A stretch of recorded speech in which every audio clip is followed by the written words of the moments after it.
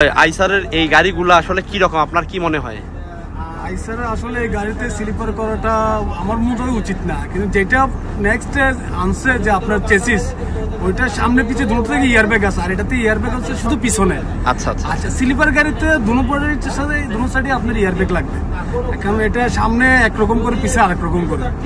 এখন যেটা ইয়ারব্যাগ হলো সামনে আগে পিছে দুটোটা আছে আনছে নতুন, আমার মনে হয় ওইটার থেকে একটু কমফোর্টেবল বেশি হবে। আচ্ছা আচ্ছা আচ্ছা, তাহলে এই গাড়িগুলো তো আসলে খুব একটা খারাপ না, কারণ এই চেঞ্জের উপর অনেক গাড়ি চলে। হ্যাঁ চলে, ঠিক আছে, মানে মোটামুটি চলার মতো এগুলো। মোটামুটি না, অনেকটাই চলে, এটাই চলে।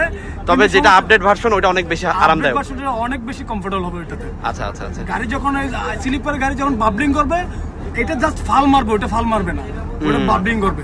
বুঝতে পারছি বুঝতে পারছি, ওইটাই কমফোর্টেবল। আপনাদের এই নতুন গাড়িটা চলবে কোথায় ভাই এখন? এখন আমার নতুন এই গাড়িটা চলতেছে চাপাই টু কক্সবাজার। ও আচ্ছা, অনেক লম্বা রুট তো। অনেক লম্বা রুট। এই লম্বা রুটের তেল কতগুলো খায় গাড়ি? 350 উপরে, অনেক তেল খায়। ভাড়া কত রাখছেন? স্লিপারে কত আর চেয়ারে কত? আপনার স্লিপারে হচ্ছে 2400, চেয়ার হচ্ছে 1800। আচ্ছা আচ্ছা ভাই, থ্যাংক ইউ, ধন্যবাদ।